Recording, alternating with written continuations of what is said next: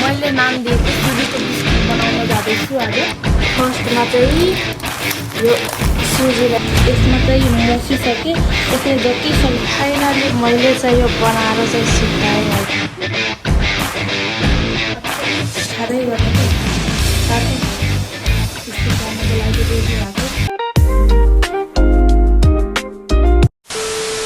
Hello guys, welcome back to my YouTube channel and it's me Priyanka Rajbanshi. आजको new day र new भिडियोमा हजुरहरूलाई स्वागत छ।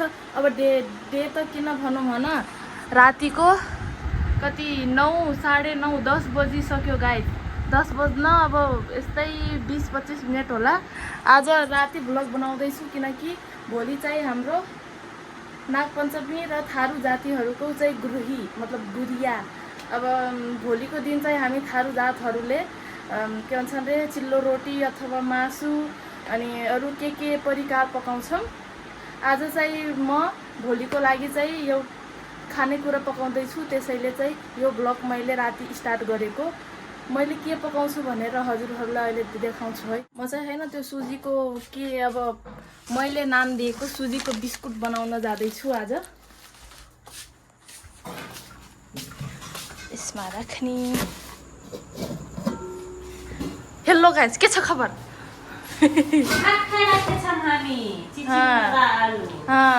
अनि भोलि के हो? भोलि मासुको झोल हो।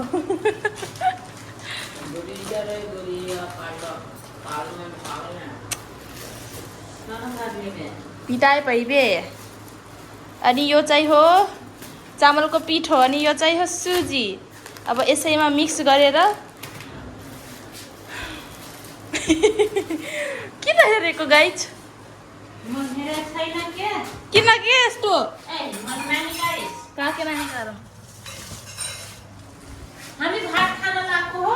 मिठो छैन तरकारी, त्यही पनि मिठो मानेर खाना पर्यो। के गर्ने, चिचिन र आलु हो, तरकारी पाइन्न आजकल बर्खाको सिजन। के गर्ने बब्बा? म पनि बलक बनाउन आउँछ। के रे बलक हो बलक हो। ए दूर।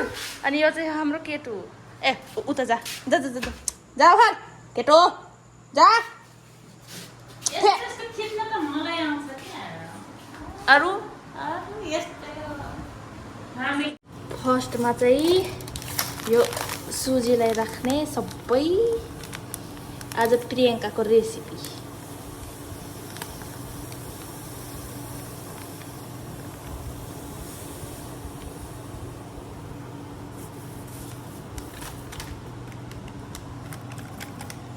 अनि यो चामलको पिठो गाइज, चामलको पिठो यसरी राख्ने। थोरै धेरै राख्नु हुँदैन। अब चामलको पिठोको मात्रै बनाए नि हुन्छ होइन। अहिले चाहिँ सुजी राख्दै, किनकि सुजी राखेपछि त्यो के भन्छन् खस्तादार हुन्छ क्या। त्यो के भन्छ त्यो कुरुङ अलि खुसुर।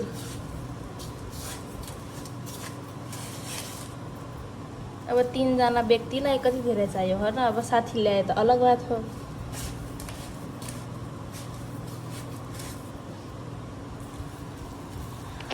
भाइले खिच्न भनेको के होइन, तर के गर्नु, भाइलाई निन्द्रा लाग्यो अरे। जा सुत भनिदिए। साथी नसङ्गी एक्लै रङ्गी चङ्गी भने चाहिँ भयो के सेम भन गाइज। अनि यो भिडियो चाहिँ जोडेर आउँछ है, आजको क्लिप र भोलिको क्लिप। भोलि पनि के गर्छु भनेर देखाउँछु। तर के गर्नु भन, यो सबै भोलि बनाउँछु भनेको थिएँ मैले, तर छुट्टी नदिएपछि के गर्ने। आजबाट चाहिँ स्कुल स्टार्ट भयो। आज फर्स्ट डे स्कुल गएको होइन, रमाइलो भयो। साथीहरू कुनै साथी आथे भनौँ। अब सबै त कहाँ, अब कोही कहाँ गए कोही कहाँ गए, अब हामी मात्रै त हो यहाँ। त्यस्तै हो पढाइ लेखाइ पनि त्यही। अब भोलिबाट चाहिँ कोर्स अगाडि बढ्ने रे, त्यसैले अब भोलि चाहिँ जाँदिनँ भन्ने थिएँ, तर के गर्नु, आज पढाइ भएन। भोलिबाट हुन्छ पढाइ राम्रोसित। अब सुरुकै दिन त छोड्नु त कहाँ भयो होइन। त्यही पनि गइहालौँ। अब भोलि बिहान अनि साँझतिर ब्लग बनाउँछु अनि पोस्ट गर्छु। यो ब्लग चाहिँ जोडेर आउँछ।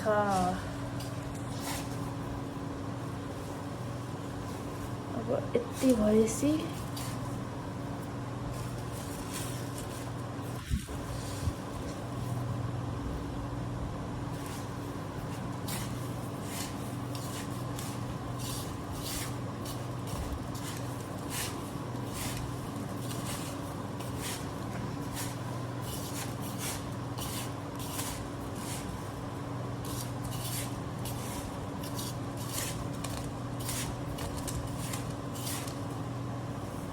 ओह उड्यो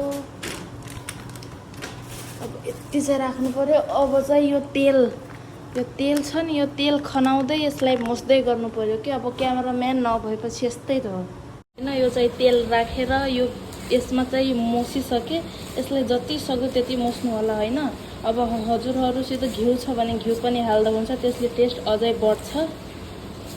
अनि यसलाई चाहिँ मोसिसकेपछि पानीले यसलाई रोटी बनाउनुहुन्छ, त्यस्तै गरी डो बनाउने।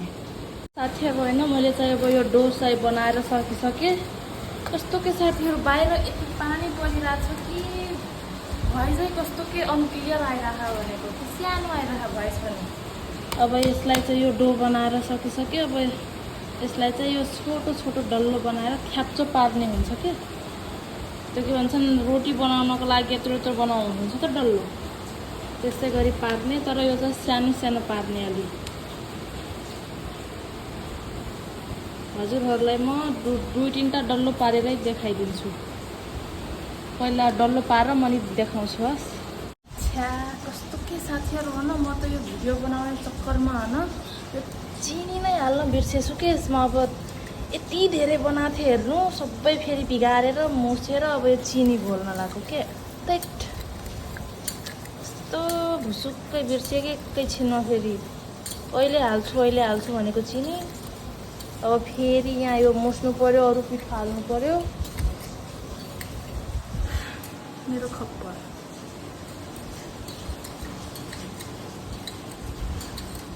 के सोध्छु के छिनछिनमा।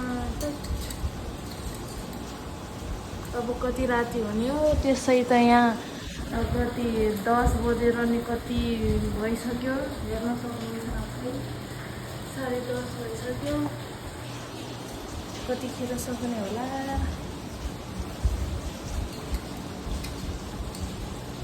झन् भोलि बिहान नै उठेर पूजा गर्नुपर्छ नागको।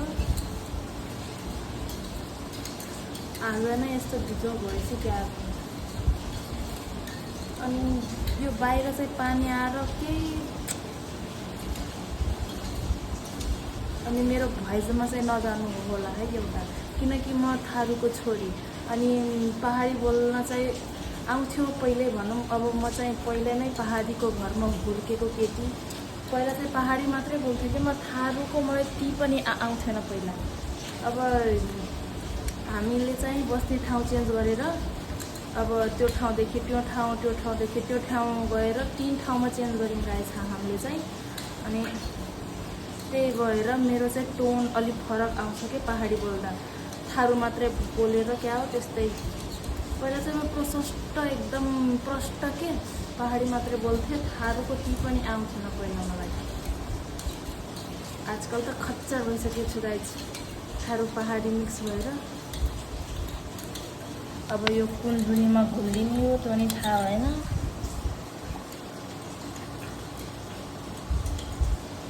भोलि चाहिँ होइन मोज गर्छु भनेको थिएँ कि 13 गतेको यति वेट थियो मलाई। तर के गर्नु, सुरुमा सोच्नु नपर्दो रहेछ के। मैले चाहिँ यो सबै गराएर चाहिँ सकिसकेँ। अनि यहाँ तेल तात्न पनि राख्दैछु। अब तेल तात्यो कि नै है, तेल चाहिँ तात्तिसकेछ। यसलाई चाहिँ बिस्तारै बिस्तारै हाल्नुपर्ने हुन्छ। र साथीहरू खान मन लागेपछि के यति राति राति पनि के बनाउन सकिन्न र, जाँगर मात्रै चल्नु पर्यो। जाँगर चलेपछि त के सकिन्न र, सब सकिन्छ के। रातिको 12 बजे होस् या 1 बजे होस् या रातभरि के नहोस् सबै बनाउन सकिन्छ। जस्तै कि तिहारको रोटी जति राति बनाउने हुने के। हेरौँ न अब यहाँ पानीपुरी चाहिँ फुलिरह के बन्ला र यो। धेरै चामलको पिठो हो क्या। मिठो हुन्छ कि हुन्न होला त्यो नि थाहा भएन। पानीपुरी खा जस्तै हो नि। अब चटनी र पानीको मात्रै खाउँ।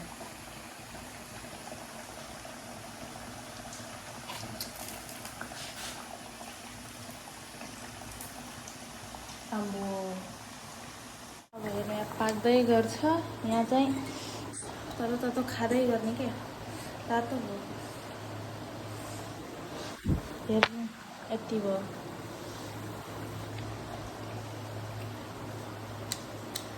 यसो त मिठो छ त चिनी छैन क्या मोस्दाखेरि नै चिनी हालेन त्यो त चियासित खाने भयो क्या बिस्कुटै भनौँ सेम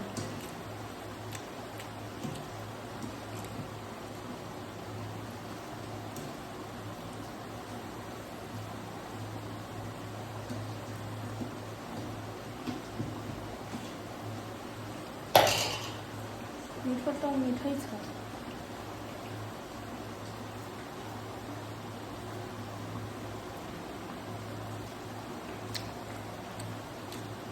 निद्रा लागिसक्यो मलाई त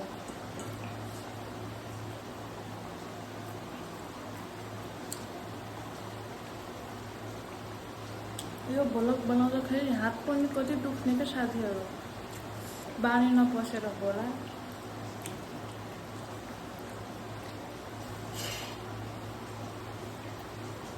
फाइनली मैले चाहिँ यो बनाएर चाहिँ सिकाएँ होइन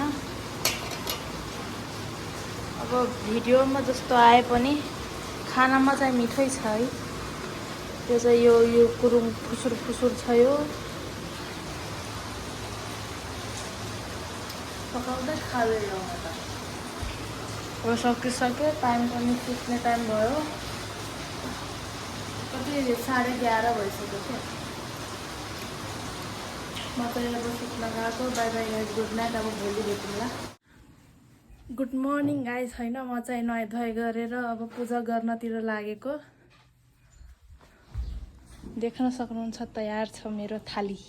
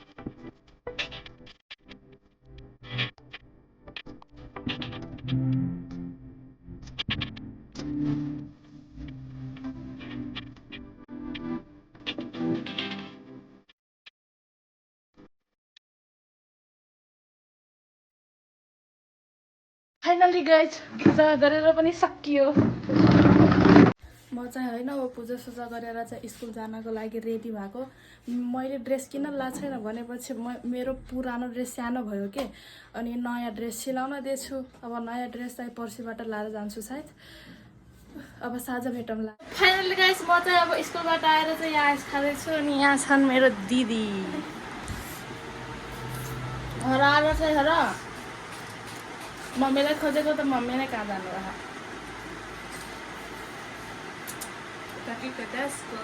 यो 10 को हो के 10 को पहिला 5 को आउँछ